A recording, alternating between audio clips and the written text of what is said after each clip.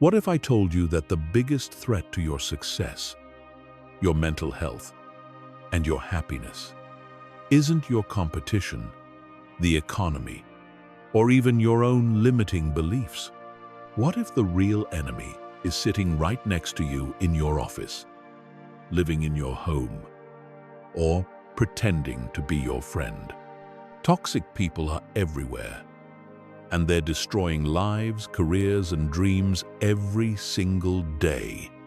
But here's what most people don't understand. You don't have to be their victim. Every day, millions of good people lose sleep, question their self-worth, and sacrifice their potential because they don't know how to handle toxic individuals.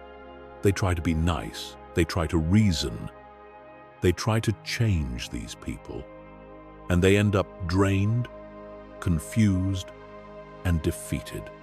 Meanwhile, toxic people continue their destructive patterns, moving from victim to victim, leaving a trail of damaged relationships and broken spirits behind them. But the most successful people in the world, the ones who stay ahead of 99% of the population, they've figured something out. They've learned that dealing with toxic people isn't about being mean or cruel. It's about being strategic. It's about understanding psychology, recognizing patterns, and implementing systems that protect your energy, your goals, and your peace of mind. This isn't just another feel-good motivational speech about positive thinking. This is a complete strategic guide to identifying, understanding, and neutralizing toxic behavior before it destroys what you've worked so hard to build. By the time you finish this, you'll never look at difficult people the same way again. You'll have the tools, the mindset, and the strategies to handle any toxic person who crosses your path. And you'll do it with confidence, clarity, and complete control. Chapter 1. The hidden cost of toxic people and why most people handle them wrong. Let me start with a truth that will shock you. The average person encounters at least 7 toxic individuals in their daily life, and most of them don't even realize it. These aren't just the obvious bullies or the screaming bosses. These are the subtle manipulators, the energy vampires, the passive-aggressive colleagues, and the guilt-tripping family members who slowly but systematically drain your mental resources and sabotage your success. The cost of toxic people goes far beyond hurt feelings or uncomfortable conversations. Research from Harvard Business School shows that a single toxic person in a workplace can decrease productivity by up to 40% for everyone around them. But the real damage isn't just professional. It's psychological. When you're constantly dealing with toxic behavior, your brain enters a state of chronic stress. Your cortisol levels remain elevated, your decision-making becomes impaired, and your creativity gets suffocated. Think about the last time you had to deal with a truly difficult person. How long did that interaction stay in your mind? If you're like most people, you probably replayed that conversation dozens of times, imagining what you should have said, analyzing their motives, and feeling frustrated about the outcome.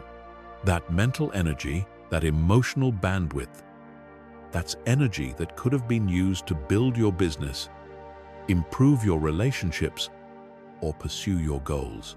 Most people handle toxic individuals in one of 4 destructive ways. First, they try to appease them. They think that if they're just nice enough, accommodating enough, or helpful enough, the toxic person will change their behavior. This never works, because toxic behavior isn't about you. It's about their need for control, attention, or power. When you appease toxic people, you're actually reinforcing their behavior and teaching them that their tactics work. The second common mistake is trying to reason with them. People spend hours explaining their perspective, presenting logical arguments, and trying to make toxic individuals see reason. But here's what they don't understand. Toxic people aren't operating from a place of logic. They're operating from a place of emotion, insecurity, and dysfunction. You cannot reason someone out of a position they didn't reason themselves into. The third mistake is fighting fire with fire. When people get frustrated with toxic behavior, they often respond by becoming toxic themselves. They match the aggression, they return the manipulation, they engage in the drama. This strategy fails because it drags you down to their level and gives them exactly what they want: your emotional reaction and your energy. The fourth and perhaps most dangerous mistake is complete avoidance without strategy. Some people think the solution is to simply ignore toxic people or cut them out of their lives entirely. While boundaries are crucial, mindless avoidance, without understanding the psychology behind toxic behavior, leaves you vulnerable to future manipulation and prevents you from developing the skills you need to handle difficult people effectively. The truth is, toxic people aren't going anywhere. They exist in every workplace, every social circle, and every family. The question isn't whether you'll encounter them, it's whether you'll be prepared when you do. Successful people understand that learning to handle toxic individuals is a crucial life skill, like learning to drive or learning to manage money. It's not optional if you want to protect your success and your sanity. Chapter 2. The 7 types of toxic people and how to identify them before they strike. Not all toxic people are created equal. Understanding the different types of toxic personalities is crucial because each type requires a different strategic response. Most people make the mistake of treating all difficult people the same way, which is why their strategies fail. Once you understand these 7 archetypes, you'll be able to identify toxic people within minutes of meeting them and adjust your approach accordingly. The first type is the energy vampire. These are the people who seem to suck the life out of every room they enter. They're chronic complainers, constant victims, and emotional black holes who feed off attention and sympathy. Energy vampires are masters of making everything about themselves. They interrupt conversations to share their own problems. They one-up your struggles with their own dramatic stories. And they never seem to have anything positive to say about anything. Energy vampires are particularly dangerous because they often appear harmless or even pitiable. They don't seem aggressive or threatening, so people let their guard down around them.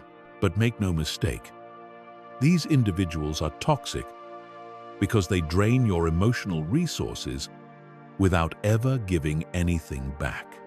They're emotional parasites who leave you feeling exhausted, frustrated, and emotionally depleted after every interaction. The second type is the controller. These individuals have an obsessive need to dominate every situation and every person around them. Controllers come in many forms. The micromanaging boss who can't delegate. The partner who needs to know your every move. The friend who always decides where the group goes and what they do. Controllers use a variety of tactics to maintain dominance, including guilt, fear, manipulation, and sometimes outright intimidation. What makes controllers particularly toxic is their inability to respect boundaries or autonomy. They see other people as extensions of themselves rather than as independent individuals with their own thoughts, feelings, and desires. Controllers will push and push until they find your breaking point, and then they'll use that information to manipulate you in the future. The third type is the narcissist. True narcissists are some of the most dangerous toxic people you'll encounter because they're often charming, intelligent, and initially very appealing. Narcissists have an inflated sense of self-importance, a deep need for excessive attention and admiration, and a complete lack of empathy for others. They're masters of manipulation who will say and do whatever it takes to get what they want. Narcissists are particularly skilled at love bombing, which means they shower you with attention, compliments, and affection at the beginning of a relationship to hook you emotionally. Once they have you invested, they gradually reveal their true nature, demanding, critical, and completely self-centered. They'll take credit for your successes, blame you for their failures, and make you question your own reality through a process called gaslighting. The fourth type is the passive-aggressive saboteur. These individuals never confront you directly, but they undermine you through subtle, indirect actions. They agree to help you, but then forget or do a poor job. They make sarcastic comments disguised as jokes. They spread gossip or share your private information with others. They smile to your face while stabbing you in the back. Passive-aggressive people are toxic because they create an atmosphere of uncertainty and mistrust. You never know where you stand with them, and you're constantly walking on eggshells trying to avoid their subtle retaliation. They're particularly dangerous in workplace environments where they can sabotage your projects or reputation without leaving clear evidence of their actions. The fifth type is the emotional manipulator. These individuals are experts at using guilt, fear, and obligation to control others. They're the people who say things like, "If you really cared about me, you would." Or, "After everything I've done for you." They make you feel responsible for their emotions and use your empathy and compassion against you. Emotional manipulators are particularly effective with kind, caring people who naturally want to help others. They exploit your good nature and turn your strengths into vulnerabilities. They make you feel selfish for having boundaries and guilty for prioritizing your own needs. The sixth type is the chronic victim. While energy vampires complain about everything, chronic victims specifically position themselves as perpetual sufferers who are always being wronged by others. Nothing is ever their fault. They never take responsibility for their actions, and they always have someone else to blame for their problems. Chronic victims are toxic because they refuse to take any accountability for their lives while expecting others to constantly rescue them. They create drama and chaos wherever they go, and they use their victim status to manipulate others into helping them or excusing their bad behavior. The seventh and final type is the boundary violator. These individuals consistently ignore or push past the limits that others set. They show up uninvited, ask inappropriate questions, share information they shouldn't, and generally act as if normal social rules don't apply to them. Boundary violators often disguise their behavior as being friendly, caring, or just trying to help. Boundary violators are toxic because they refuse to respect your autonomy and personal space. They make you feel uncomfortable and unsafe, and they often escalate their behavior when you try to establish clear limits. Understanding these 7 types is the first step in developing an effective strategy for dealing with toxic people in your life. Chapter 3: The psychology behind toxic behavior and why they target successful people. To effectively deal with toxic people, you must understand what drives them. Toxic behavior isn't random or meaningless. It serves specific psychological functions for the people who engage in it. And once you understand these underlying motivations, you'll be able to predict their behavior and respond strategically rather than emotionally. At the core of most toxic behavior is deep-seated insecurity and a fragmented sense of self.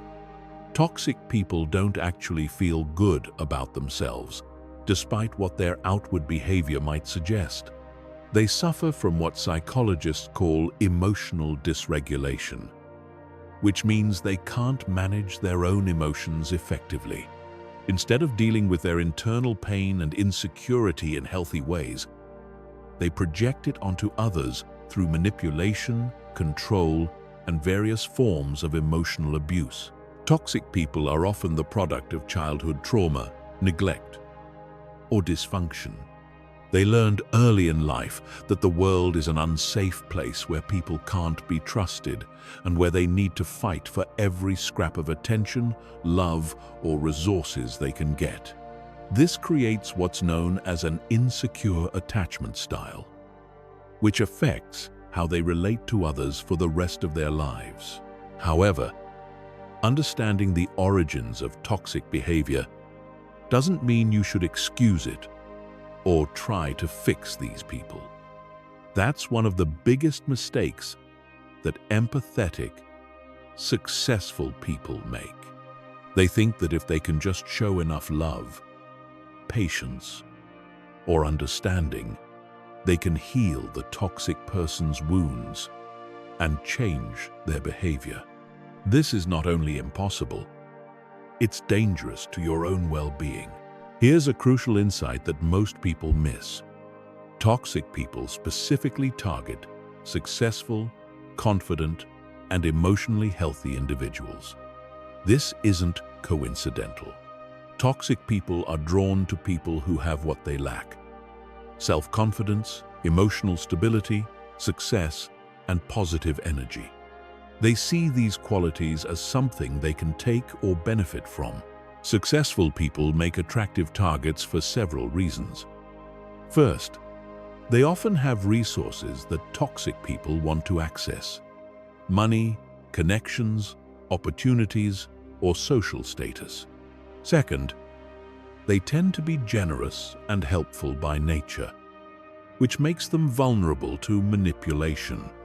Third, their success makes toxic people feel inadequate by comparison, which triggers their need to tear others down to make themselves feel better. Toxic people also target successful individuals because they know that these people are often busy and distracted. Successful people are juggling multiple responsibilities and projects, which means they might not notice subtle manipulation tactics right away. They're also typically optimistic and solution-oriented, which means they'll often give toxic people the benefit of the doubt longer than they should. Another reason toxic people target successful individuals is that they're often isolated by their success.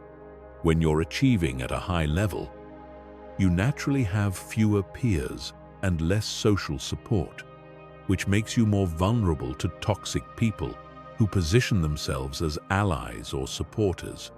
They exploit your need for connection and understanding.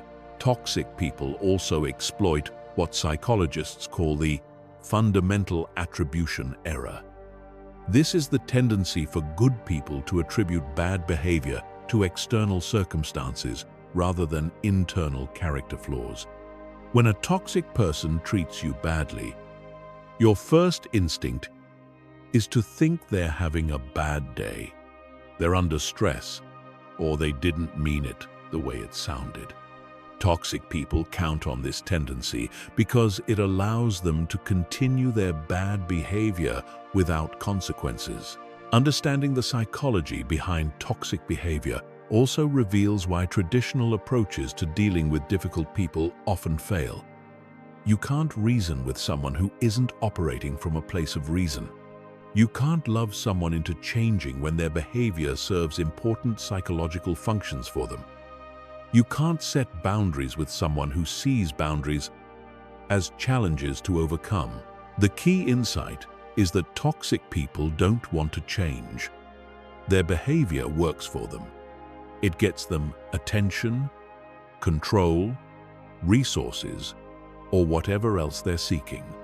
They have no incentive to change as long as their tactics continue to be effective. This is why your response to toxic behavior is so crucial. When you react emotionally, when you try to appease them, when you engage in their drama, you're actually rewarding their behavior and encouraging them to continue. The most effective way to deal with toxic people is to understand that their behavior is about them, not about you. They're not targeting you because of something you did wrong or because you deserve to be treated badly.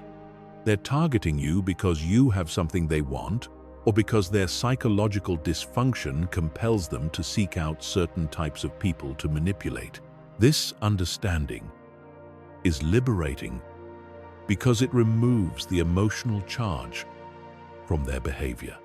When you realize that their actions are predictable responses to their own internal dysfunction, you can respond strategically rather than emotionally.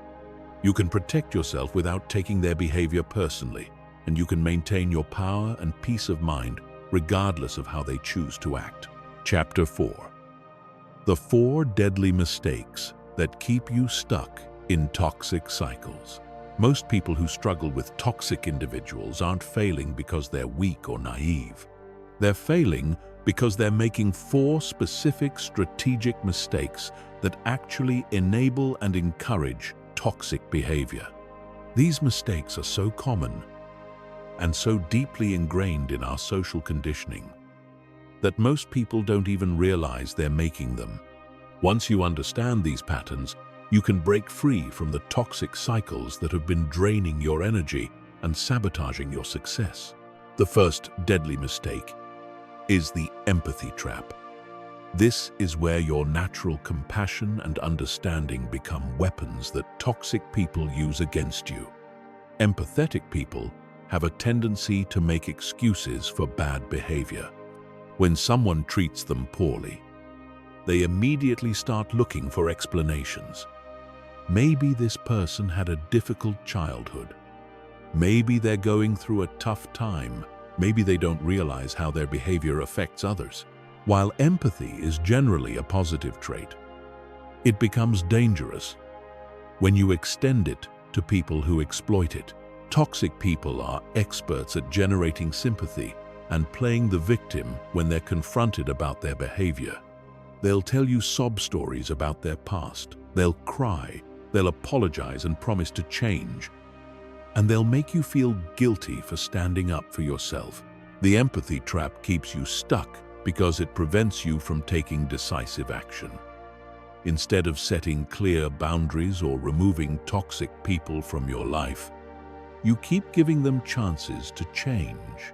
You keep hoping that if you're just patient enough or understanding enough, they'll suddenly become the person you want them to be. This never happens because toxic people don't change unless they face serious consequences for their behavior. The second deadly mistake is the logic fallacy.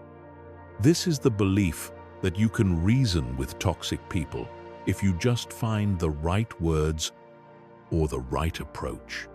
Rational people assume that others are rational too, so they spend enormous amounts of time and energy trying to explain their perspective, defend their position, or convince toxic people to see reason. The logic fallacy is particularly dangerous because it can consume years of your life.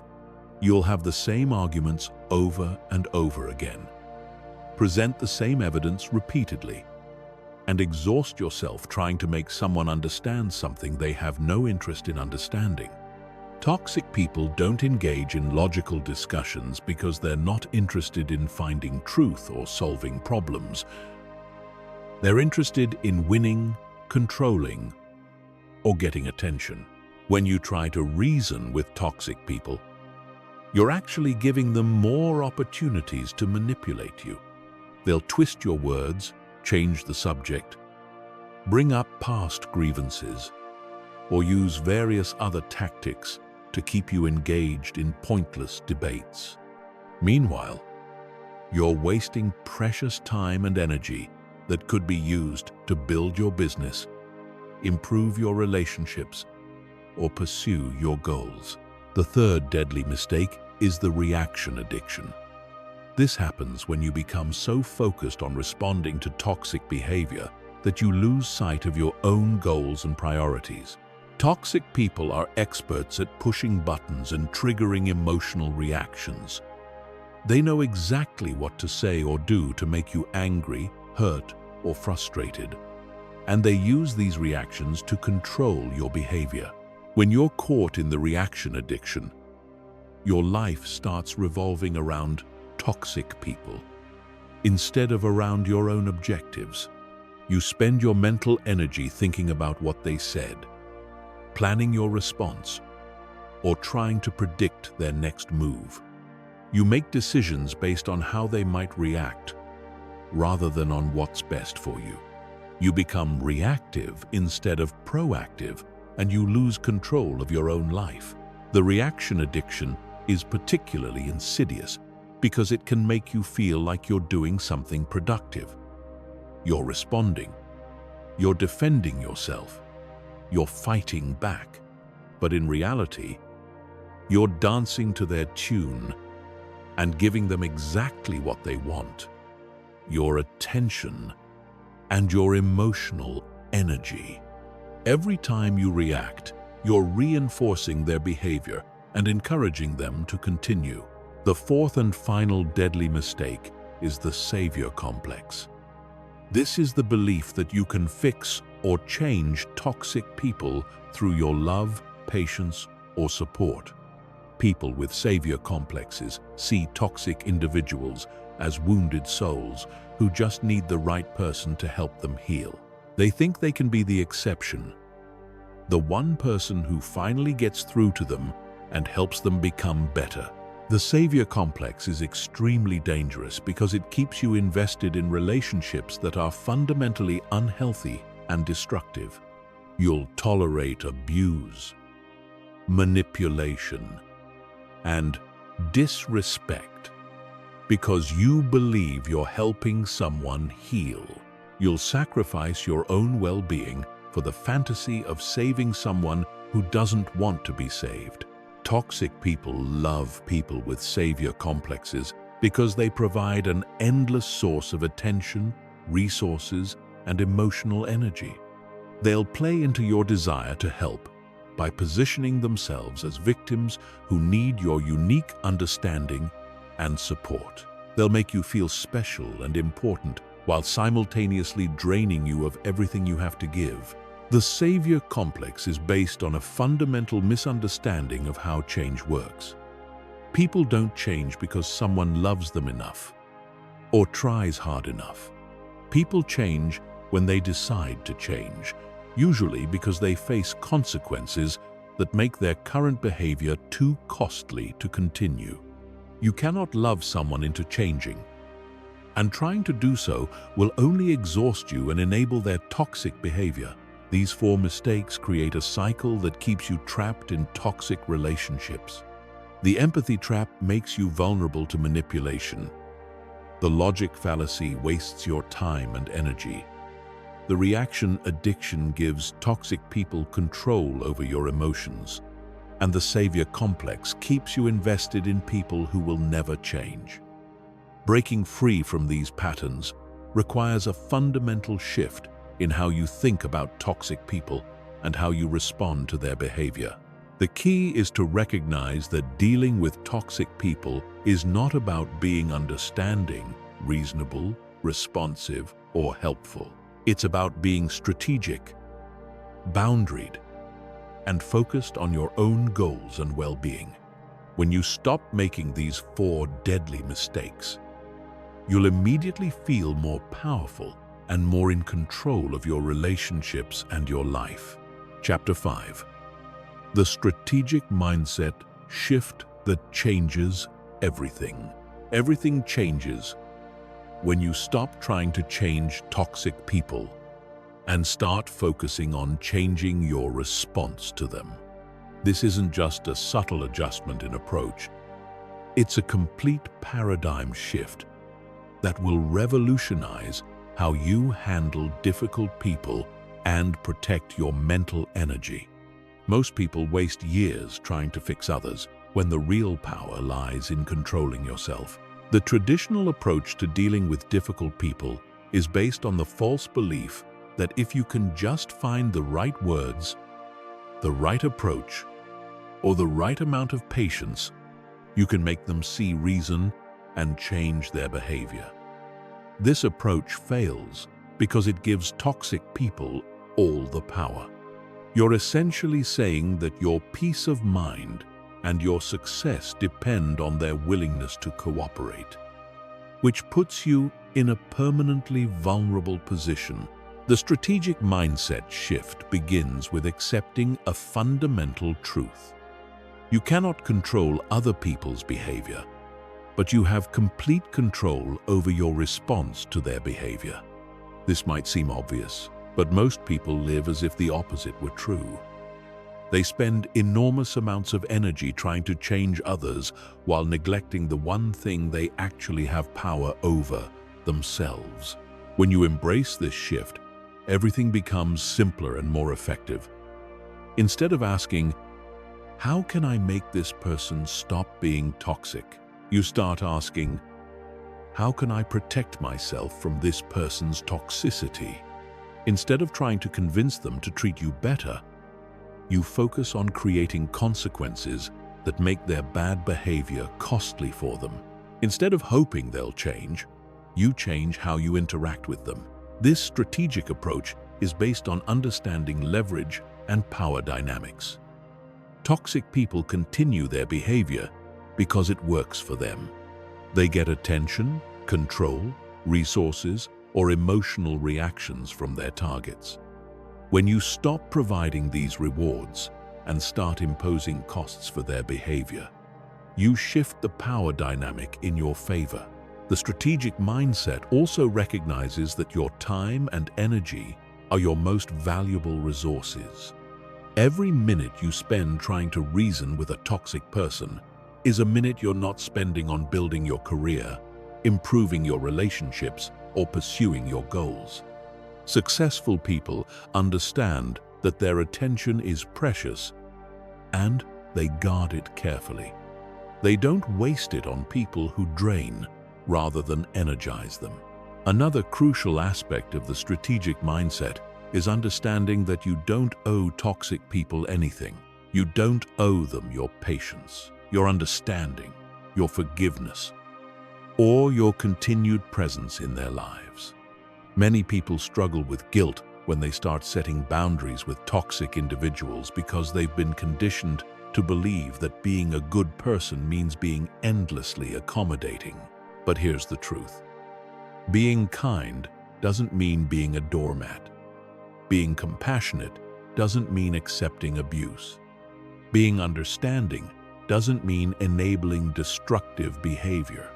In fact, the kindest thing you can do for toxic people is to stop rewarding their bad behavior, because this is the only thing that might motivate them to change. The strategic mindset also involves thinking in terms of return on investment. For every relationship in your life, you should be able to identify what you're investing and what you're getting back. Healthy relationships are characterized by mutual benefit, reciprocity, and positive energy exchange. Toxic relationships are characterized by one-sided giving, emotional drainage, and negative outcomes. When you apply this investment thinking to your relationships, you'll quickly identify which ones are worth your time and energy, and which ones are net negatives that need to be eliminated or radically restructured. This isn't about being selfish or calculating. It's about being strategic and protecting your resources so you can be more effective in all areas of your life. The strategic mindset shift also changes how you interpret toxic behavior. Instead of taking it personally or seeing it as a reflection of your worth, you start seeing it as information about the other person's psychological state and capabilities. When someone treats you badly, it tells you something important about their character, their values, and their level of emotional development. This perspective is incredibly liberating because it removes the emotional charge from toxic interactions. You don't get angry when a scorpion stings, because that's what scorpions do. Similarly, when you truly understand that toxic behavior is about the other person's dysfunction rather than about you, you can respond calmly and strategically rather than emotionally. Finally, the strategic mindset recognizes that your reputation and your relationships are crucial assets that need to be protected. Toxic people can damage both through their behavior and their influence on others. Part of being strategic involves managing how you're perceived and ensuring that your association with toxic individuals doesn't harm your standing with others. This mindset shift is the foundation for everything else you'll learn about dealing with toxic people. Once you stop trying to change them and start focusing on protecting and empowering yourself, you'll find that you have far more control over these situations than you ever imagined. You'll also discover that many problems that seemed impossible to solve become much more manageable when approached strategically rather than emotionally. Chapter 6.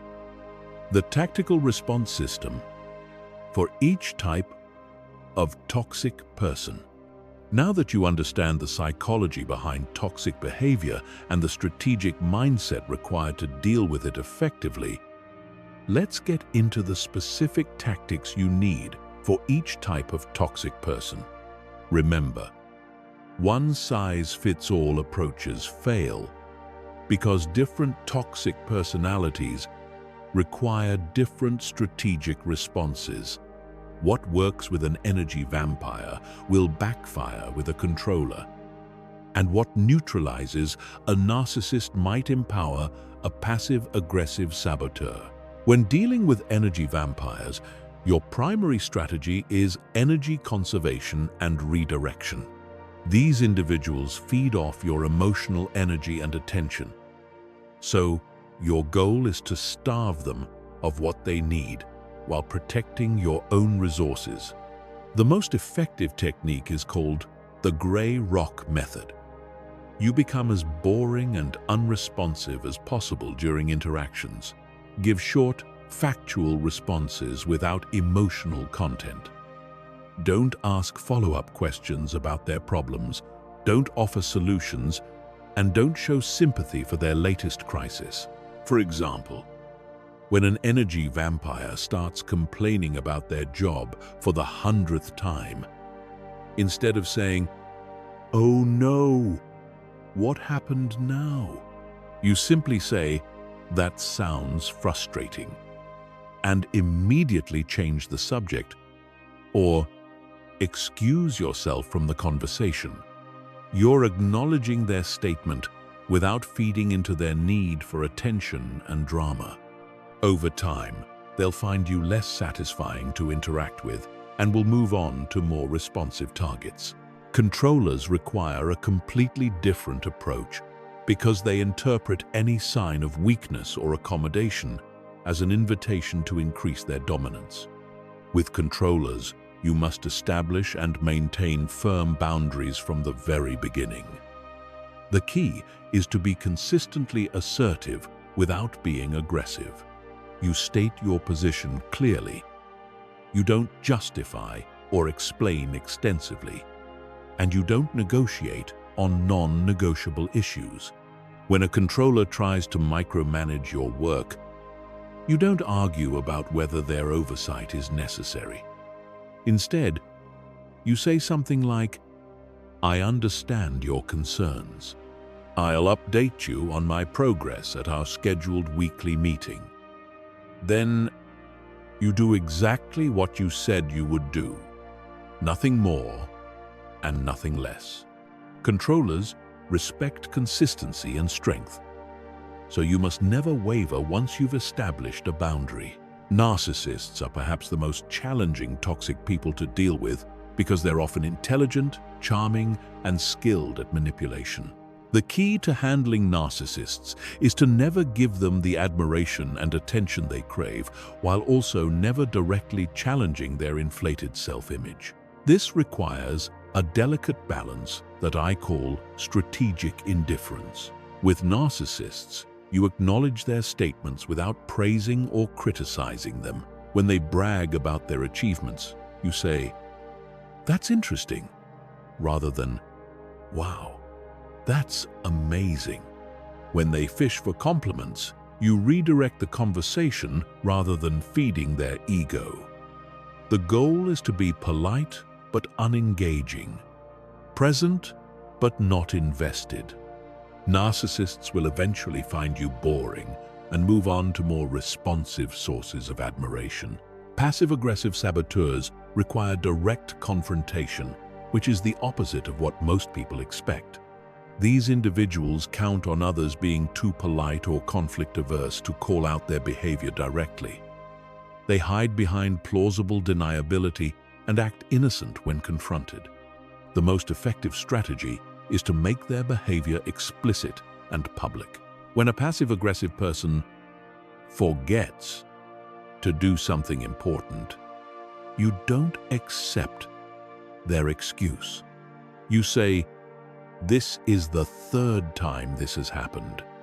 Going forward, I need you to confirm receipt of all requests in writing and provide status updates every 2 days." You're not accusing them of intentional sabotage, but you're making it clear that you see the pattern and you're implementing safeguards. Emotional manipulators try to control you through guilt, fear, and obligation. The key to dealing with them is to separate their emotions from your decisions. When an emotional manipulator says, "If you really cared about me, you would do this," you respond with, "I do care about you, and that's why I'm not going to do something that isn't good for either of us." You acknowledge their feelings without accepting responsibility for managing them. Chronic victims need to face the consequences of their choices without being rescued.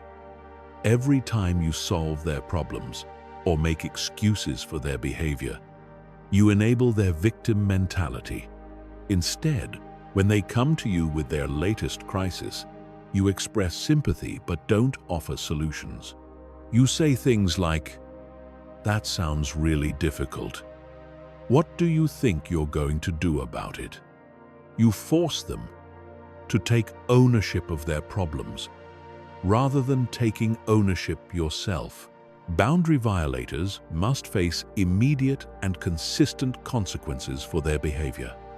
The moment someone crosses a boundary you've established, you address it directly and implement a consequence. If someone shows up to your home uninvited after you've asked them to call first, you don't let them in. You speak to them at the door and tell them they need to leave and call to schedule a time to visit. The key to all of these strategies is consistency. Toxic people will test your boundaries repeatedly to see if you'll maintain them. They'll escalate their behavior temporarily when you first start implementing these techniques, because they're trying to regain control. This is called an extinction burst in psychology, and it's actually a sign that your strategy is working. If you remain consistent, their behavior will eventually decrease because it's no longer effective. Chapter 7: The Art of Unbreakable Boundaries and How to Enforce Them. Boundaries are the foundation of all healthy relationships, but they're absolutely critical when dealing with toxic people. Most people think they understand boundaries, but they're actually implementing them incorrectly, which is why toxic individuals continue to violate them. A boundary isn't a request or a suggestion. It's a limit that you set and enforce regardless of how others respond to it. The first mistake people make with boundaries is thinking they need the other person's agreement or cooperation. They say things like, "I need you to respect my boundaries," or "Can you please not call me after 9 p.m.?" This approach fails because it gives the other person power over your boundary. A true boundary is something you control entirely. It's not about changing their behavior. It's about controlling your response to their behavior. A properly set boundary sounds like this: "I don't take work calls after 9 p.m. If you call me after that time, I won't answer." Notice that this statement doesn't require the other person to do anything differently. It simply informs them of what you will and won't do. The boundary exists whether they respect it or not, because you're the one enforcing it through your actions. The second mistake people make is setting boundaries without consequences. A boundary without a consequence is just a suggestion. When someone violates your boundary, there must be an immediate and consistent response that makes their behavior costly for them. This doesn't mean being cruel or vindictive. It means following through on what you said you would do. If you told someone you won't discuss work during family dinner and they bring up a project anyway, you don't argue about it or remind them of your boundary. You either change the subject immediately or excuse yourself from the table. Your action demonstrates that violating your boundary results in the loss of your attention and presence, which is a natural consequence that reinforces the boundary. The third mistake is explaining or justifying your boundaries extensively.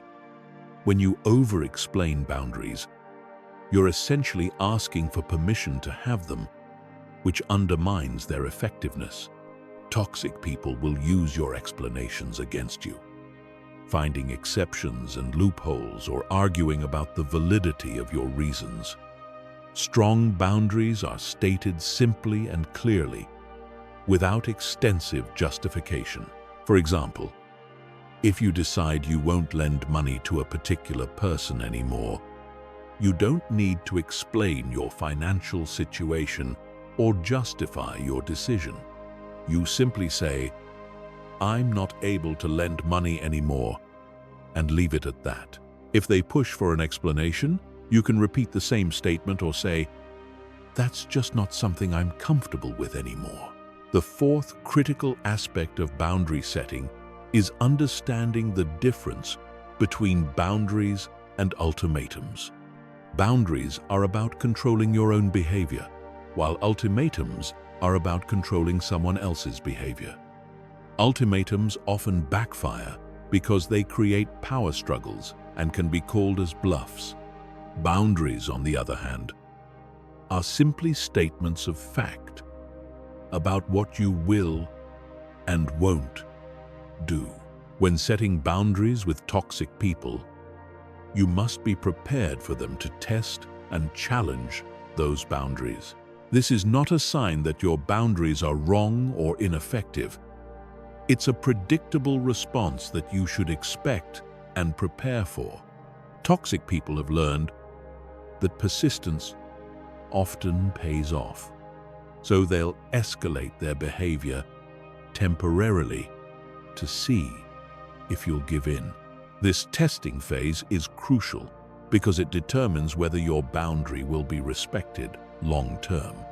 If you give in even once during this testing phase, you've taught the toxic person that your boundaries aren't real and that they can be overcome with enough pressure. This actually makes their future behavior worse because they now know that persistence works with you. The key to surviving the testing phase is to have your consequences planned in advance and to implement them immediately and consistently. Don't wait to see if the behavior will improve or give multiple warnings. The moment your boundary is crossed, implement the consequence you've predetermined. This might mean ending a conversation, leaving a social gathering, hanging up the phone, or temporarily cutting off contact. Another important aspect of boundary enforcement is documentation, especially in professional settings. When someone repeatedly violates your boundaries at work, keep records of these incidents, including dates, times, witnesses, and the specific behavior that occurred. This documentation becomes crucial if you need to involve HR or management in addressing the situation. It's also important to understand that boundaries must evolve as situations change. What worked in one context might not work in another, and you may need to adjust your boundaries as you learn more about a person's behavior patterns. This isn't a sign of weakness or inconsistency. It's intelligent adaptation to new information. Finally, remember that setting boundaries with toxic people often involves short-term discomfort for long-term peace. They may react badly when you first start enforcing limits. They may accuse you of being unreasonable or selfish, and they may try to guilt or manipulate you into backing down. This temporary escalation is the price you pay for long-term freedom from their toxic behavior.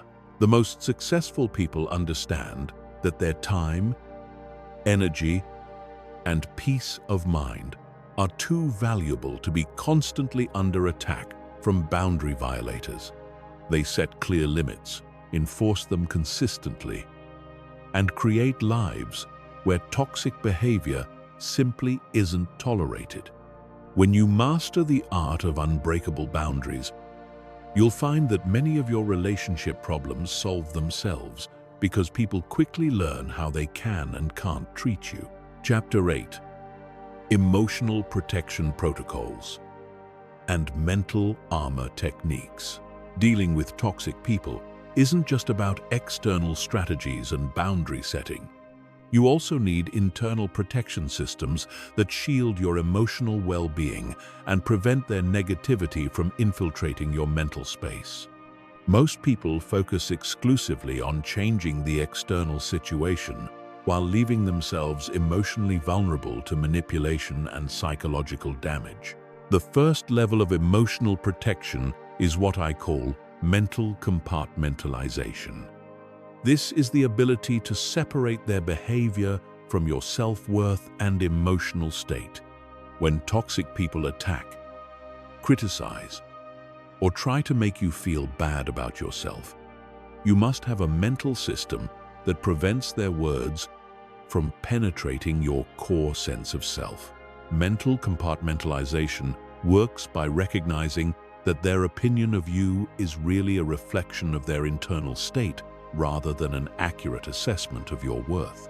When someone criticizes you unfairly or tries to make you feel guilty for setting boundaries, you mentally categorize their words as information about their dysfunction rather than information about me. This requires developing what psychologists call an internal locus of control. This means that your sense of self-worth and emotional stability comes from within rather than from external validation or criticism. People with strong internal locus of control don't get devastated by criticism because they have a stable sense of who they are that isn't dependent on others' opinions. The second emotional protection technique is emotional buffering. This involves creating psychological distance between yourself and toxic people's emotions. Toxic people often try to transfer their emotional state to you through various manipulation tactics. They want you to feel as angry, frustrated, or upset as they are, because this gives them control over your emotional state. Emotional buffering works by recognizing that you don't have to absorb or mirror someone else's emotions. When someone is angry at you, You don't have to become angry back. When someone is trying to make you feel guilty, you don't have to accept that guilt. You can acknowledge their emotional state without taking it on yourself. One powerful technique for emotional buffering is visualization. Before interacting with a toxic person, visualize yourself surrounded by an invisible shield that deflects their negative energy. Imagine their criticism, manipulation, or anger bouncing off this shield rather than penetrating into your emotional core. This might sound simplistic, but visualization techniques have been proven effective by sports psychologists and performance coaches for decades.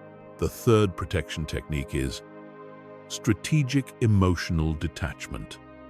This doesn't mean becoming cold or uncaring.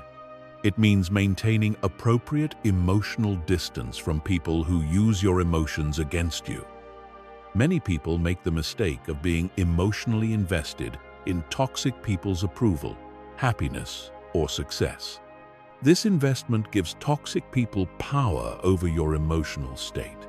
Strategic emotional detachment means you care about people's well-being in general, but you don't make their emotional state your responsibility.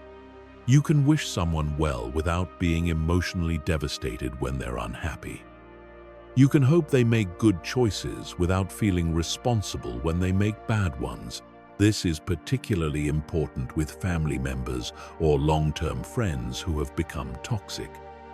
You don't have to stop loving them, but you do need to stop making their emotions your priority. You can love someone from a distance and maintain emotional boundaries that protect your own well-being. The fourth technique is cognitive reframing. This involves consciously changing how you interpret and think about toxic people's behavior. Instead of seeing their attacks as evidence that something is wrong with you, you reframe them as evidence that something is wrong with them. Instead of seeing their manipulation attempts as successful, you see them as desperate acts by people who lack healthy relationship skills. Cognitive reframing also involves focusing on what you can learn from difficult interactions rather than just how they make you feel. Every encounter with a toxic person is an opportunity to practice your boundary-setting skills, test your emotional protection techniques, and gather information about their behavior patterns. The fifth protection technique is energy management. Toxic people are emotional energy drains, so you need systematic ways to restore and protect your energy levels. This includes both preventing energy loss and actively restoring energy that's been depleted. Energy management starts with recognizing the early warning signs that your emotional resources are being depleted. These might include feeling irritable, having trouble concentrating, feeling overwhelmed by small problems, or finding yourself dwelling on interactions with toxic people. When you notice these signs, you need to implement energy restoration techniques immediately. Energy restoration techniques include physical activities that ground you, such as exercise, spending time in nature, or engaging in hobbies you enjoy. They also include social activities with positive, supportive people who energize rather than drain you. The key is to be intentional about scheduling these activities rather than waiting until you feel completely depleted. The sixth and final protection technique is psychological documentation. This involves keeping a mental or written record of toxic people's behavior patterns so you can predict and prepare for future interactions. When you document their tactics, you start to see patterns that make their behavior more predictable and less emotionally jarring. Psychological documentation also helps you maintain perspective when toxic people try to gaslight you or make you question your memory of events. When you have a clear record of their behavior, it's much harder for them to convince you that you're remembering things incorrectly or overreacting to their actions. These emotional protection techniques work together to create what I call psychological immunity to toxic behavior. Just as your physical immune system protects you from biological threats, your psychological immune system protects you from emotional and mental threats. The stronger your psychological immunity, the less damage toxic people can do to your well-being and success. Chapter 9. Advanced communication strategies that disarm and neutralize toxic behavior. Communication with toxic people requires a completely different skill set than normal social interaction. Traditional communication approaches like active listening, empathy, and collaborative problem-solving often backfire with toxic individuals because they exploit these techniques for their own advantage. You need specialized communication strategies that protect you while neutralizing their ability to manipulate or control the interaction. The first advanced technique is called strategic non-engagement. This involves recognizing which conversations are worth having and which ones are traps designed to waste your time and energy. Toxic people often initiate conversations that have no possibility of positive resolution. They bring up past grievances, argue about things that can't be changed, or try to engage you in circular debates with no clear objective. When someone tries to pull you into a non-productive conversation, you use strategic non-engagement by refusing to participate. You might say something like, "I don't think this conversation is going to be productive for either of us," and then physically remove yourself from the situation. You don't argue about whether the conversation could be productive. You don't explain why you're leaving, and you don't get drawn into defending your decision to disengage. The second technique is information diet. This involves severely limiting the personal information you share with toxic people. Toxic individuals use personal information as ammunition for future attacks or manipulation attempts. They remember your insecurities, your fears, your goals, and your relationships. And they use this information strategically when they want to hurt or control you. When dealing with toxic people, you share only the minimum information necessary for the relationship to function. You don't discuss your personal problems, your financial situation, your relationship issues, or your career concerns. You keep conversations focused on immediate, practical matters and redirect personal questions back to business or neutral topics. The third technique is emotional validation without agreement. This allows you to acknowledge someone's feelings without agreeing with their perspective or taking responsibility for their emotional state. Many people think they have to either validate someone's emotions completely or dismiss them entirely. But there's a middle ground that's much more effective with toxic individuals. For example, if someone says, "You made me so angry when you didn't return my call immediately," you can respond with, "I can see that you're frustrated about the delayed response," without accepting responsibility for their anger or agreeing that your behavior was inappropriate. You're acknowledging their emotional state without endorsing their interpretation of events. The fourth technique is broken record. This involves repeating the same response consistently when someone tries to argue with or manipulate you into changing your position. Toxic people often use persistence and escalation to wear down your resistance. They'll argue, plead, threaten, or guilt trip you until you give them what they want. The broken record technique neutralizes this strategy by removing the variability that they're trying to exploit. When someone keeps asking you to do something you've already declined, you simply repeat the same response without elaboration or justification. "I'm not available to help with that," becomes your standard response, no matter how they phrase their request or what tactics they use to try to change your mind. The fifth technique is strategic questions.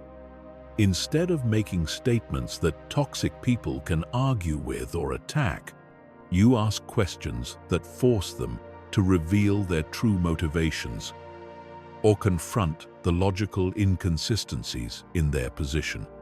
This technique is particularly effective with manipulative people who rely on emotional manipulation rather than logical arguments. For example, if someone is trying to guilt you into doing something by saying, "If you really cared about me, you would do this," you can respond with, "What makes you think that doing this particular thing is the only way to show that I care?" This question forces them to defend their logic rather than allowing them to manipulate your emotions. The sixth technique is deflection and redirection. When toxic people try to blame you for their problems or make you responsible for their emotions, you deflect the blame back to them and redirect the conversation towards solutions they can implement themselves. This prevents you from getting trapped in discussions about who's at fault while encouraging them to take responsibility for their own issues. If someone says, "You're making me feel bad," you can respond with, "That sounds frustrating for you. What do you think you could do to feel better?" You're not accepting responsibility for their emotions, but you're also not arguing about whether you caused them. You're simply redirecting the focus toward what they can do to solve their own problem. The seventh technique is time limiting. This involves setting specific time boundaries for interactions with toxic people and sticking to them regardless of how the conversation is going.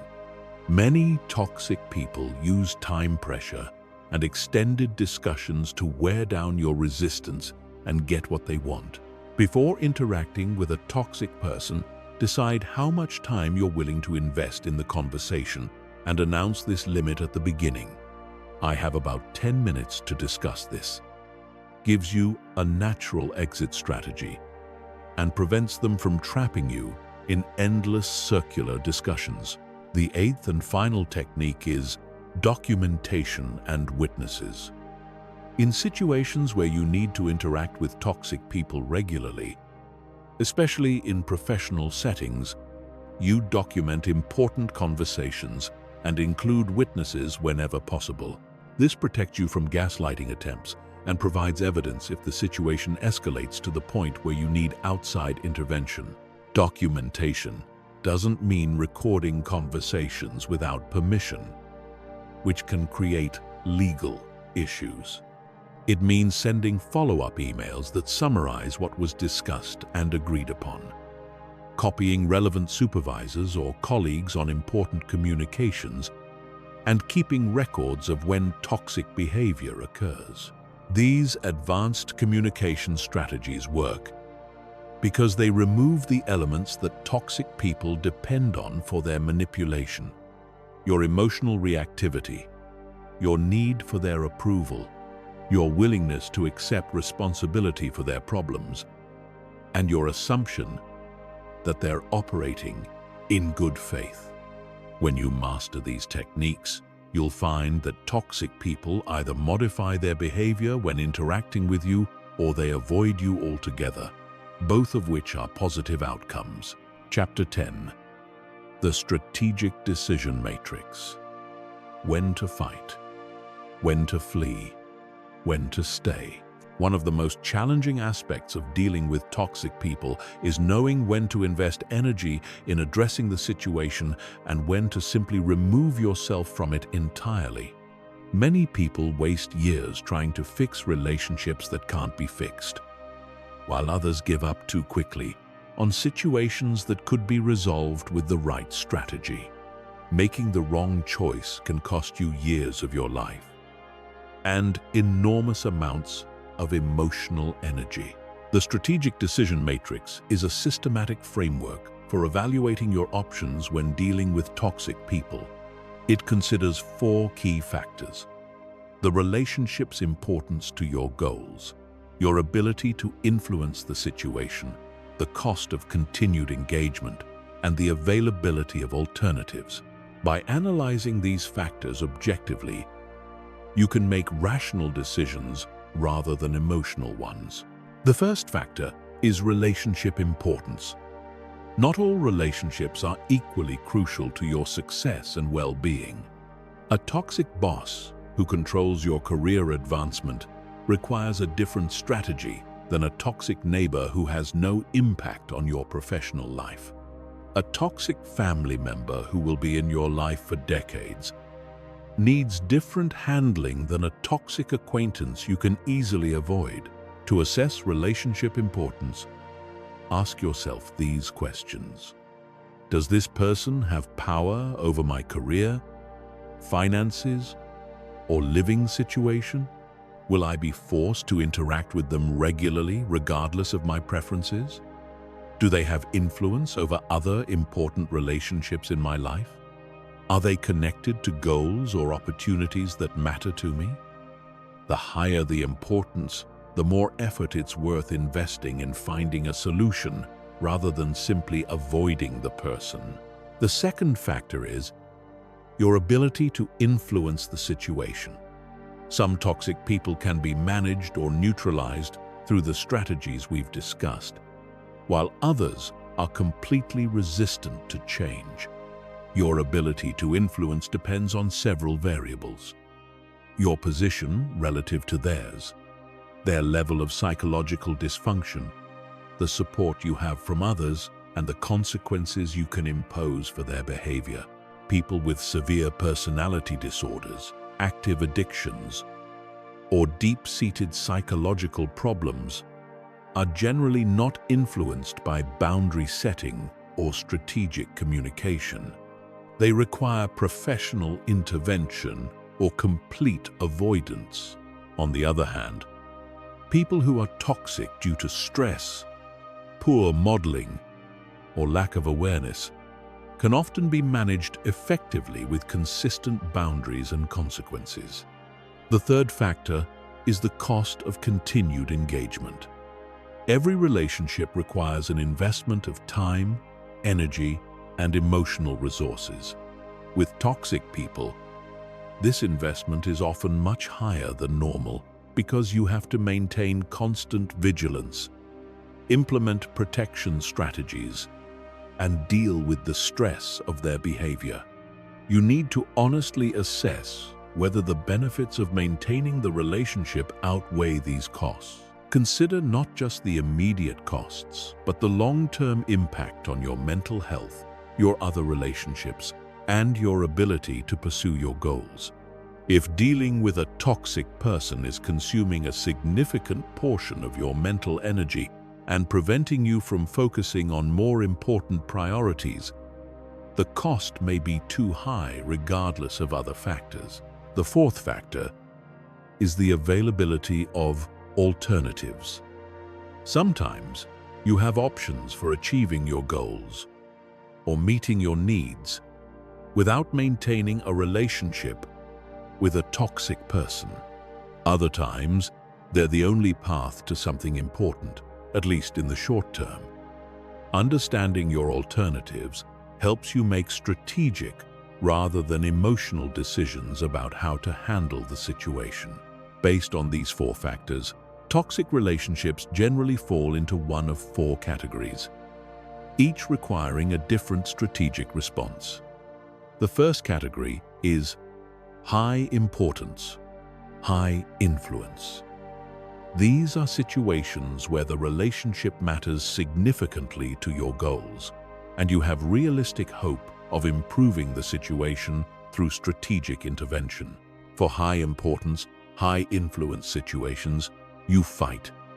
You invest time and energy in implementing boundaries, consequences, and strategic communication techniques. You document problems, build alliances with others, and work systematically to change the dynamic. This might involve having difficult conversations, involving supervisors or HR departments, or implementing structured intervention plans. The second category is high importance, low influence. These are situations where you need to maintain some relationship with the person, but they're resistant to change, and you have limited power to influence their behavior. This often occurs with family members, long-term business partners, or situations where you have no choice but to interact with someone regularly. For high importance, low influence situations, you stay, but you implement maximum protection strategies. You minimize contact as much as possible. Maintain strict boundaries. Use all the emotional protection techniques we've discussed, and focus on managing your own response rather than trying to change theirs. You accept that the relationship will never be ideal, but you find ways to coexist while protecting your well-being. The third category is low importance, high influence. These are situations where the relationship isn't crucial to your major goals, but the person's behavior is problematic, and you have the power to address it. This might include toxic friends, casual acquaintances, or neighbors whose behavior affects your quality of life. For low importance, high influence situations, you have flexibility in your approach. You can choose to invest some energy in setting boundaries and consequences if you think the relationship has potential, or you can simply reduce contact without extensive intervention.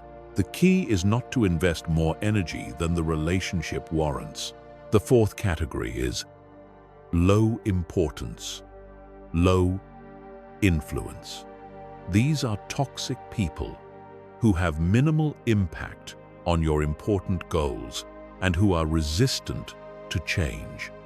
This includes casual acquaintances, distant family members you rarely see, or people you encounter occasionally in social or professional settings. For low importance, low influence situations, you flee. You remove these people from your life as completely as possible without extensive explanation or intervention attempts. You unfriend them on social media, decline invitations to events where they'll be present, and avoid situations where you'll be forced to interact with them. You don't waste energy trying to fix relationships that don't matter to your success or happiness. The strategic decision matrix isn't just a one-time assessment. Relationships and circumstances change, so you should periodically reevaluate your approach. Someone who was once important to your goals might become less relevant as your life changes. Your ability to influence a situation might increase as you gain more power or support, or it might decrease as their dysfunction becomes more severe. The key insight is that your time and energy are finite resources that should be allocated strategically rather than emotionally. Every hour you spend trying to fix an unfixable relationship is an hour you're not spending on building positive relationships, pursuing your goals, or improving your own skills and capabilities. Successful people are ruthless about protecting their most valuable resource, their attention. They invest it where it will generate the highest return, and they don't waste it on people who consistently drain rather than energize them. Chapter 11. Mastering Workplace Toxic Politics Without Destroying Your Career. The workplace presents unique challenges when dealing with toxic people because you can't simply cut them out of your life like you can with toxic friends or acquaintances. Your career, your income, and your professional reputation are all at stake, which means you need sophisticated strategies that protect you while advancing your goals. The key is learning to navigate workplace toxicity without becoming toxic yourself or sacrificing your professional success. The first principle of workplace toxic management is understanding that perception is reality in professional environments. How others perceive your interactions with toxic colleagues can be more important than the actual facts of the situation. This means you must always maintain professional behavior, even when others don't, because your reputation depends on how you handle difficult situations under pressure. When dealing with toxic colleagues, document everything, but do it strategically. Keep records of important conversations, missed deadlines, inappropriate behavior, and any instances where their actions impact your work or the team's performance. However, don't make your documentation obvious or turn it into a weapon that you wave around. Professional documentation should be factual, objective, and focused on business impact rather than personal grievances. Email is your best friend when dealing with workplace toxic people because it creates an automatic paper trail.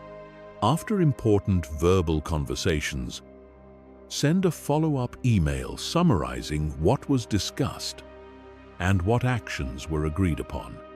This prevents gaslighting and creates accountability. When someone tries to deny what they committed to, you have written evidence of the original agreement. The CC strategy is particularly powerful in workplace settings. When you need to communicate with a toxic person about something important, copy their supervisor or other relevant stakeholders on the email. This serves multiple purposes. It ensures transparency.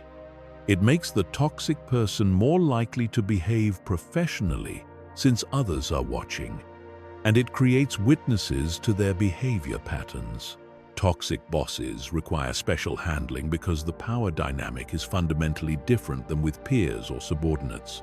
You cannot set boundaries with a toxic boss the same way you would with a toxic colleague, because they have authority over your employment and career advancement. However, you're not powerless in these situations if you understand how to manage up strategically. The key to handling toxic bosses is giving them what they want while protecting what you need. Most toxic bosses want control, recognition, and the feeling that they're important and respected.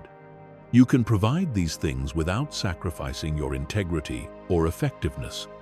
This might mean updating them more frequently than necessary, acknowledging their ideas publicly, or asking for their input on decisions you could make independently. At the same time, you protect your own interests by building relationships with other leaders in the organization, documenting your contributions and achievements, and developing skills that make you valuable to other departments or companies. The goal is to make yourself as indispensable as possible while creating options for yourself if the situation becomes unbearable. Alliance building is crucial in workplace environments because isolation makes you vulnerable to toxic people's attacks. Identify the influential, reasonable people in your organization and cultivate positive relationships with them. These allies can provide support, perspective, and protection when toxic individuals try to undermine you. However, be careful not to turn alliance building into gossip or backstabbing. Professional allies should be people who know your work quality and character, not people who bond with you over complaining about difficult colleagues. The difference is that professional allies will defend your reputation based on their direct experience working with you, while gossip partners might turn against you if it serves their interests. When toxic people try to sabotage your projects or reputation, respond strategically rather than emotionally. Don't defend yourself publicly or try to prove that they're lying or incompetent. Instead, let your work speak for itself, while quietly gathering evidence of their destructive behavior. Focus on delivering excellent results consistently, which makes their criticisms less credible and their sabotage attempts more obvious. The professional boundary technique is essential for workplace environments. This involves maintaining appropriate emotional distance from colleagues while still being collaborative and pleasant. You don't share personal information that could be used against you. You don't get drawn into office drama or gossip. And you don't make colleagues your primary source of emotional support or validation. Professional boundaries also mean you don't take work conflicts personally, even when toxic people try to make them personal. When someone attacks your ideas or your work, you respond to the business issues without defending your ego or attacking theirs. This professional demeanor makes you appear more competent and trustworthy, while making them appear petty and unprofessional. Managing toxic customers or clients requires a different approach because these relationships directly impact revenue and business success. The key is setting clear expectations and boundaries from the beginning of the relationship before problems arise. This includes defining scope of work, communication protocols, revision limits, and payment terms in writing. When clients become abusive or unreasonable, you have several options depending on the value of the relationship and your company's policies. You can involve your supervisor or account management team. You can require all communication to go through a third party, or in extreme cases, you can fire the client if the relationship is more costly than profitable. The most important workplace principle is never burning bridges unnecessarily. Even when someone treats you badly, you maintain professional courtesy, because industries are smaller than they appear, and people's careers often intersect in unexpected ways. This doesn't mean you have to be best friends with toxic colleagues, but it does mean you don't create enemies unnecessarily. Finally, remember that your career is a long-term game that extends beyond any single job or toxic person. Sometimes the strategic choice is to tolerate a difficult situation temporarily while you build skills, gain experience, or wait for better opportunities. The key is making these decisions consciously based on your career goals, rather than reacting emotionally to day-to-day frustrations. Chapter 12. Family Dynamics and Toxic Relatives. You cannot escape.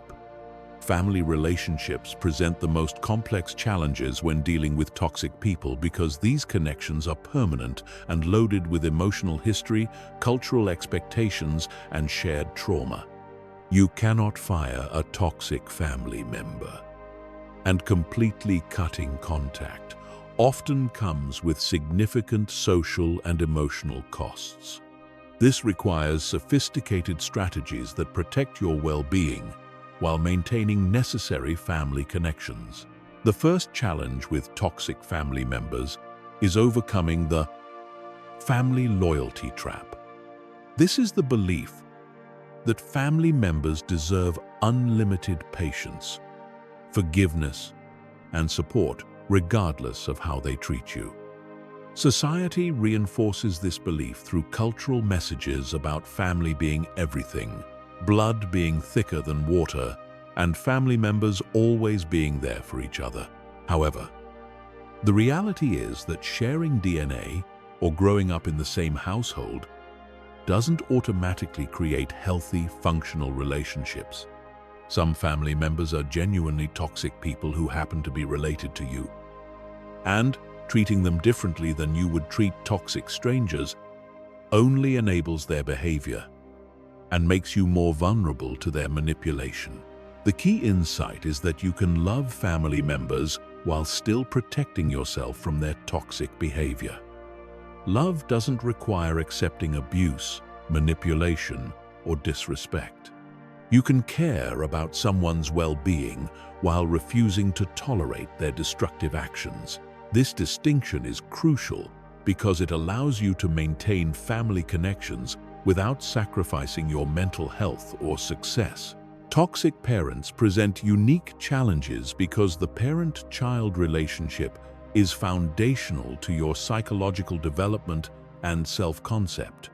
If you grew up with toxic parents, you may have internalized their critical messages, learned dysfunctional relationship patterns, or developed trauma responses that affect all your adult relationships. Healing from toxic parenting requires recognizing that your parents' treatment of you was about their limitations and dysfunction, not about your worth or lovability.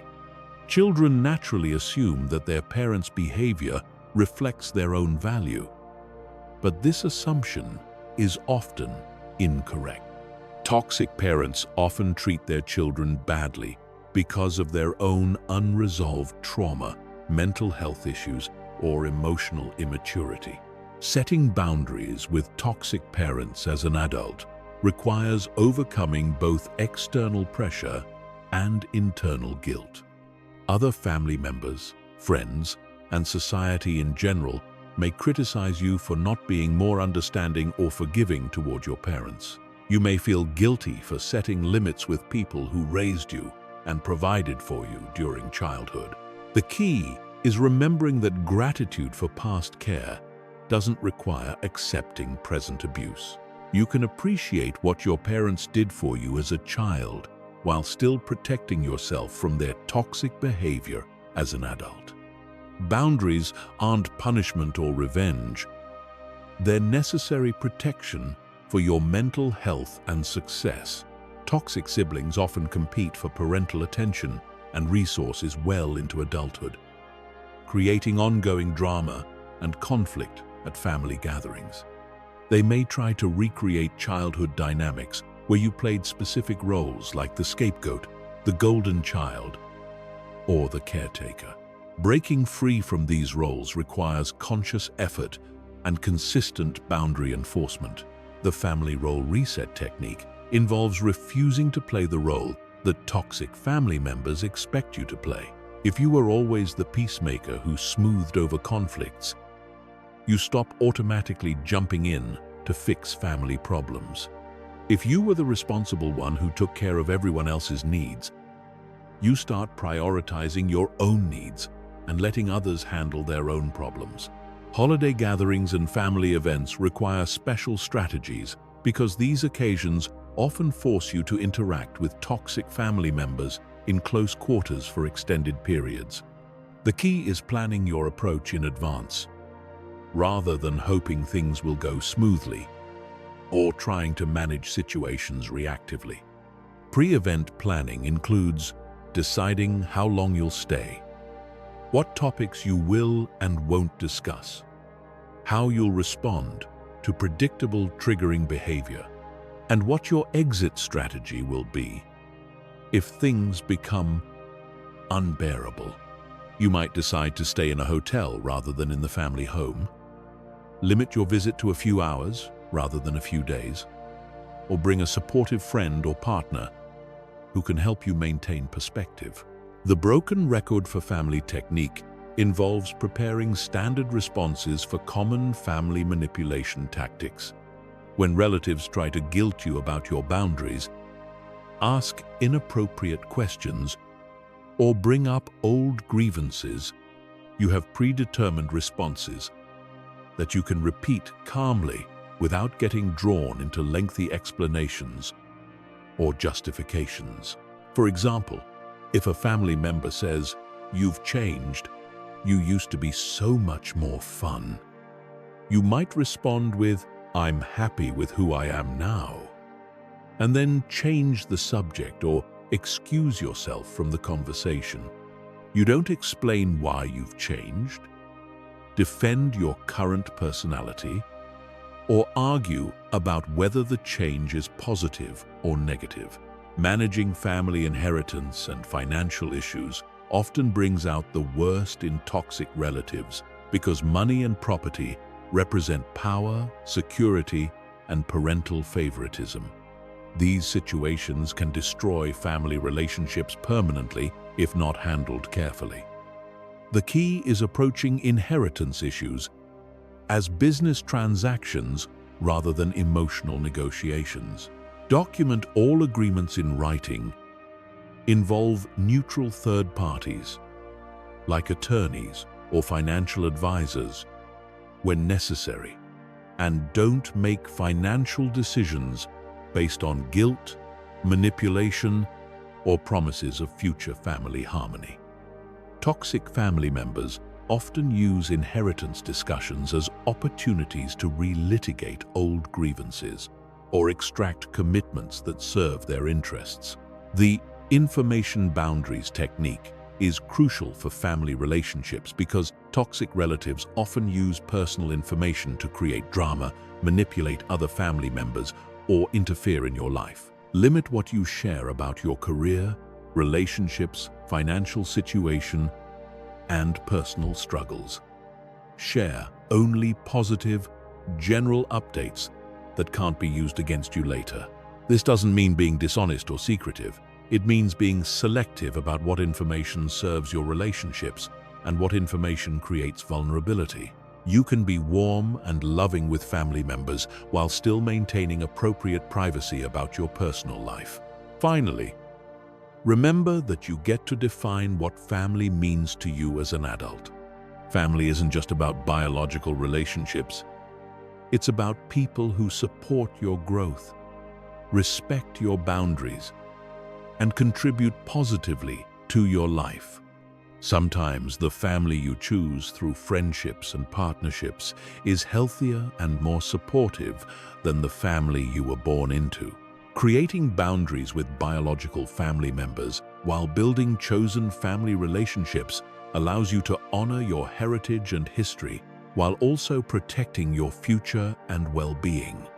You don't have to choose between family loyalty and personal success, but you do have to choose how much energy you'll invest in relationships that drain rather than energize you. Chapter 13. Building toxic-proof life systems for long-term protection. Once you've learned to identify and handle toxic people, the next level of mastery involves building life systems that naturally repel toxic individuals and attract positive, supportive people. This is about creating an environment where toxic behavior simply doesn't work, where healthy boundaries are the norm, and where your energy is consistently protected and renewed rather than drained and depleted. The foundation of a toxic-proof life is what I call conscious social curation. Most people accept whatever social connections happen to come their way through work, family, geography, or circumstance. They don't actively choose their social environment, which means they often end up surrounded by people who don't support their goals or well-being. Conscious social curation means being intentional about who you spend time with, who you give access to your energy and attention, and who influences your thinking and decision-making. This doesn't mean being elitist or exclusionary. It means recognizing that your social environment has a massive impact on your success, happiness, and mental health. Start by conducting a social audit of your current relationships. List the people you interact with regularly and honestly assess how each relationship affects your energy, mood, and progress toward your goals. Do you feel energized or drained after spending time with them? Do they support your ambitions or discourage them? Do they bring out your best qualities or your worst? This audit will reveal patterns you might not have noticed before. You might discover that certain friends consistently leave you feeling negative or insecure, that some family members always create drama when you're making positive changes in your life, or that particular colleagues undermine your confidence and motivation. Once you've identified these patterns, you can make conscious choices about how much time and energy to invest in each relationship. This doesn't necessarily mean cutting people out completely, but it does mean being strategic about when, where, and how you interact with them. The second component of toxic-proof life systems is environmental design. Your physical and digital environments should support healthy boundaries and positive interactions while making toxic behavior difficult or unrewarding. This includes everything from how you arrange your living space to how you manage your online presence. In your physical environment, create spaces that feel calm, organized, and under your control. Toxic people thrive in chaotic, stressful environments, where boundaries are unclear and emotions run high. When your physical space reflects order and intentionality, it naturally discourages toxic behavior and makes boundary violations more obvious. Your digital environment is equally important because toxic people often use technology to violate boundaries, manipulate emotions, or demand attention.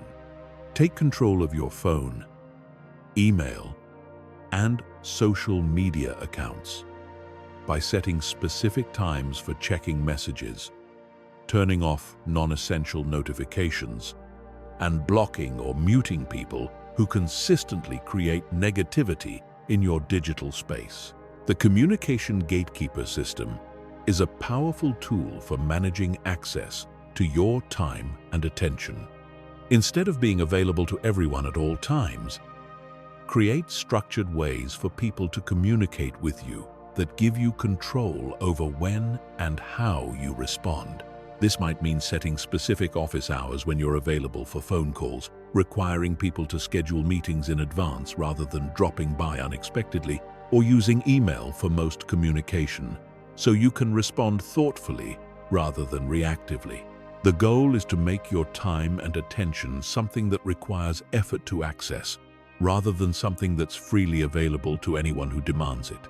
Building a support network strategy is crucial for long-term protection because toxic people often target individuals who appear isolated or unsupported. When you have strong, positive relationships with multiple people, you're less vulnerable to manipulation and more likely to receive reality checks when someone tries to gaslight you. Your support network should include different types of relationships that serve different functions. Mentors who guide your professional development, peers who share your interests and goals, friends who provide emotional support and fun, and professionals like therapists or coaches who help you maintain perspective and process difficult experiences. Diversifying your support network prevents you from becoming too dependent on any single relationship and ensures that you have multiple sources of feedback, encouragement, and assistance. This makes you less vulnerable to toxic people who try to isolate you from others or position themselves as your only source of support. The personal standards framework involves clearly defining what behavior you will and won't accept in your relationships and consistently enforcing these standards regardless of who violates them. Many people have different standards for different relationships, which creates confusion and inconsistency that toxic people exploit. Your personal standards should be based on your values and goals, rather than on social expectations or other people's comfort levels. These standards should address communication style, respect for boundaries, reciprocity in giving and receiving support, and basic courtesy and kindness. Once you've defined your standards, communicate them clearly and enforce them consistently. This doesn't mean announcing your standards dramatically or lecturing people about proper behavior. It means demonstrating through your actions what you will and won't tolerate, and following through with consequences when your standards are violated. The energy investment portfolio approach treats your relationships like financial investments, allocating your time and energy based on the returns you receive. Just as you wouldn't continue investing money in assets that consistently lose value, you shouldn't continue investing emotional energy in relationships that consistently drain rather than energize you. This requires tracking the energy returns from your relationships over time and adjusting your investment levels accordingly. Relationships that consistently provide positive returns deserve increased investment, while relationships that consistently provide negative returns should receive reduced investment or be eliminated entirely. The final component of toxic-proof life systems is continuous learning and adaptation. Toxic people evolve their tactics, and new types of toxic behavior emerge as society changes. Staying protected requires continuously updating your knowledge and skills for recognizing and handling difficult people. This means staying informed about psychology and relationship dynamics, practicing your boundary setting and communication skills regularly, and learning from each toxic interaction you encounter. Every difficult person you deal with teaches you something about human behavior and provides an opportunity to refine your protective strategies. Building toxic-proof life systems takes time and effort, but the investment pays dividends for the rest of your life. When your environment naturally supports healthy relationships and discourages toxic behavior, you spend less energy managing difficult people and more energy pursuing your goals and enjoying positive connections with others. Chapter 14. Recovery and rebuilding after toxic relationship damage. If you've been in long-term relationships with toxic people, whether personal or professional, you've likely suffered psychological damage that affects your ability to trust, your self-confidence, and your capacity for healthy relationships. Recovery isn't just about removing toxic people from your life. It's about healing the internal damage they've caused and rebuilding your ability to recognize and maintain healthy connections. The first step in recovery is acknowledging the extent of the damage without minimizing or dramatizing it. Toxic people affect their targets in predictable ways. They erode self-confidence, create anxiety and hypervigilance, distort thinking patterns, and damage the ability to trust your own perceptions and judgments. These effects are real and significant, but they're also reversible with conscious effort and appropriate support. Many people who've been in toxic relationships suffer from what psychologists call complex trauma or emotional abuse syndrome.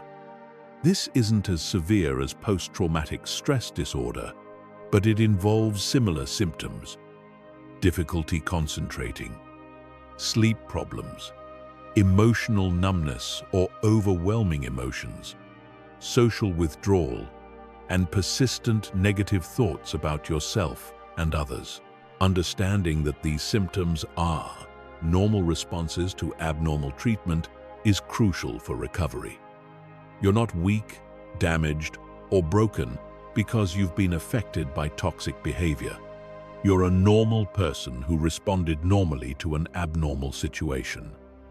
The symptoms you're experiencing are evidence of your humanity, not proof of your inadequacy.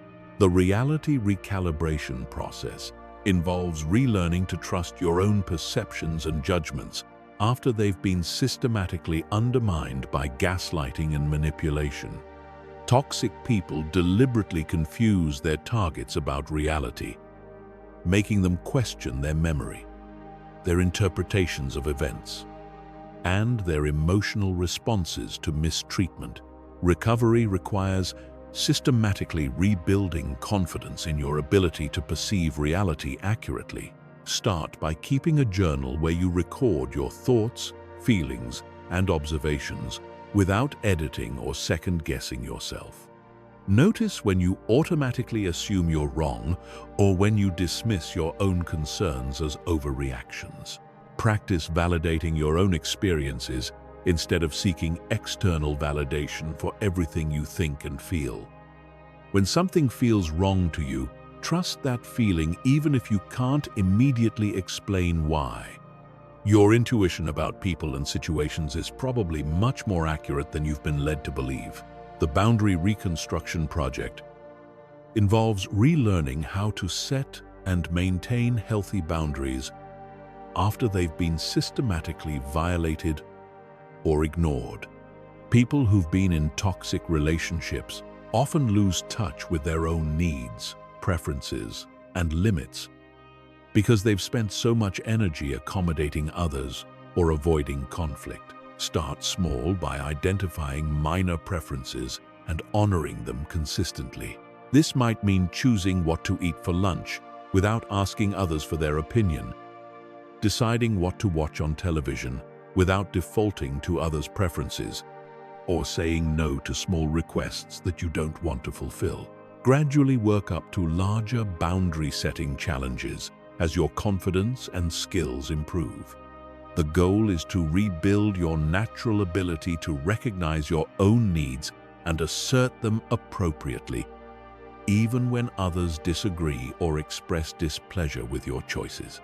The Self-Compassion Development Program addresses the internal criticism and negative self-talk that toxic people often instill in their targets. When someone repeatedly tells you that you're too sensitive, too demanding, too difficult, or not good enough, you eventually internalize these messages and continue the abuse internally, even after the external abuser is gone. Recovery requires consciously replacing this internal criticism with self-compassion and realistic self-assessment. When you notice negative self-talk, ask yourself whether you would say the same things to a good friend in a similar situation. If the answer is no, then you're being unnecessarily harsh with yourself. Practice speaking to yourself with the same kindness and understanding you would offer to someone you care about. This doesn't mean avoiding accountability or making excuses for your mistakes. It means treating yourself with basic human dignity and respect while you learn and grow. The trust rebuilding strategy involves gradually relearning how to assess people's trustworthiness and build healthy relationships after being betrayed or manipulated. Many people swing between two extremes after toxic relationships, either trusting no one or trusting everyone indiscriminately. Neither approach is healthy or effective. Healthy trust is earned gradually through consistent behavior over time. Start by observing people's actions rather than just listening to their words. Notice whether they follow through on commitments, respect boundaries, treat others with kindness, and demonstrate integrity in small situations. Build trust incrementally by sharing small vulnerabilities and observing how people handle the information you give them. Do they respect your privacy? Use the information to support you, or exploit it for their own advantage? Let people earn your trust through demonstrated reliability rather than giving it automatically or withholding it permanently. The Relationship Skills Rehabilitation Program addresses the fact that people who've been in toxic relationships often lose confidence in their ability to maintain healthy connections. They may become overly accommodating to avoid conflict, overly suspicious to avoid being hurt again, or overly independent to avoid needing anyone. Healthy relationships require skills that toxic relationships prevent you from developing: clear communication, conflict resolution, emotional regulation, and reciprocal support. These skills can be learned and practiced in low-risk situations with safe people who support your growth. Consider working with a therapist who specializes in relationship trauma, joining support groups with others who've had similar experiences, or practicing relationship skills with trusted friends who understand your recovery process. The goal is to rebuild confidence in your ability to create and maintain positive connections with others. The personal power restoration process involves reclaiming your sense of agency and control over your own life. Toxic people systematically undermine their target's confidence in their own decision-making abilities, making them feel helpless and dependent. Recovery requires rebuilding your sense of personal power and effectiveness. Start by making small decisions independently and following through on them successfully. This might involve choosing new activities to try, setting and achieving small goals, or solving problems that arise in your daily life. Each successful independent action rebuilds confidence in your ability to handle whatever life presents. Finally, remember that recovery is not a linear process. You'll have good days and bad days, setbacks and breakthroughs. Some days you'll feel strong and confident. Other days you'll feel vulnerable and uncertain. This is normal and doesn't mean you're not making progress. The goal isn't to become invulnerable to all future hurt or to never trust anyone again. The goal is to rebuild your natural ability to discern between healthy and unhealthy people, to set appropriate boundaries, and to create relationships that support your growth and well-being rather than undermining them. Chapter 15. Maintaining your edge. How successful people stay protected while building empires. The ultimate test of your ability to handle toxic people isn't just protecting yourself from their attacks. It's maintaining your upward trajectory while they try to drag you down. Successful people understand that toxic individuals will always exist, and they build systems and mindsets that allow them to continue growing and achieving while navigating these challenges strategically. The most successful people in the world don't avoid toxic people entirely, because that's impossible if you want to build anything significant. Whether you're starting a business, climbing the corporate ladder, building a platform, or creating wealth, you'll encounter people who try to sabotage your success out of jealousy, insecurity, or simple malice. The key is learning to handle these encounters without losing momentum or compromising your values. The strategic detachment principle is fundamental to maintaining success while dealing with toxic people. This involves caring deeply about your goals and values while remaining emotionally detached from other people's opinions, reactions, and approval. Most people sacrifice their success because they're too invested in being liked or avoiding conflict with people who don't support their growth. Strategic detachment doesn't mean becoming cold or uncaring. It means recognizing that your mission is more important than any individual relationship. When someone tries to manipulate you into lowering your standards, abandoning your goals, or accepting less than you deserve, you evaluate their requests based on whether they align with your objectives rather than on whether refusing will hurt their feelings. The competitive advantage framework recognizes that your ability to handle toxic people effectively is actually a significant competitive advantage in business and life. While most people get derailed by difficult personalities, waste energy on drama, or compromise their standards to avoid conflict, you continue moving forward strategically and purposefully. This advantage compounds over time because consistency in the face of adversity builds reputation and trust. When others see that you maintain your integrity and focus regardless of external pressure, they become more likely to want to work with you, invest in you, and support your initiatives. Your ability to handle toxic people becomes part of your professional brand. The energy amplification strategy involves using encounters with toxic people as fuel for your ambition rather than allowing them to drain your motivation. Every time someone tries to tear you down, dismiss your abilities, or sabotage your progress, you use their negativity as evidence that you're on the right track and moving in a direction that threatens their status quo. This psychological reframe transforms toxic encounters from energy drains into energy sources.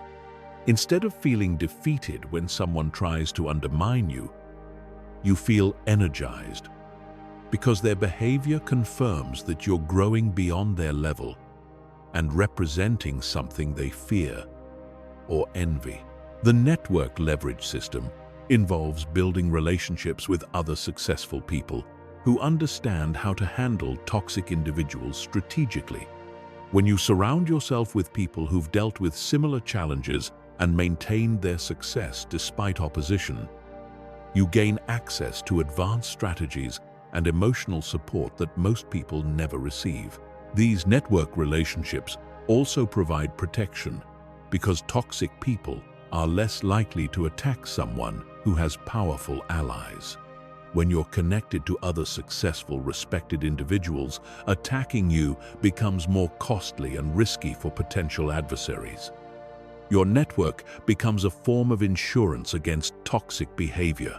The documentation and evidence protocol becomes more sophisticated as your success grows because the stakes of toxic attacks increase. Early in your career, a toxic person might just make your day unpleasant. As you become more successful, they might try to damage your reputation, sabotage your business deals, or interfere with your opportunities. Advanced documentation involves not just keeping records of toxic behavior, but building comprehensive evidence files that include witnesses, corroborating evidence, and third-party verification of your version of events. This isn't paranoia, it's professional protection in an environment where your reputation and opportunities are valuable targets. The influence and authority development strategy recognizes that the more influence you have, the better you can protect yourself and others from toxic behavior.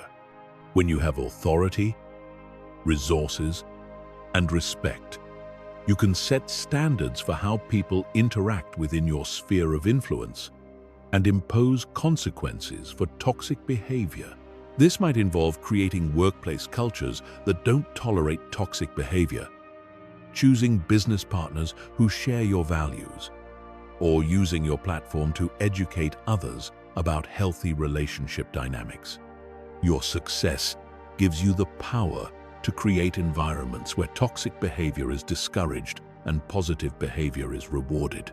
The legacy protection mindset involves thinking beyond immediate conflicts to consider how your responses to toxic people will affect your long-term reputation and impact. Every interaction is an opportunity to demonstrate the qualities you want to be known for: integrity, strategic thinking, grace under pressure, and commitment to your values.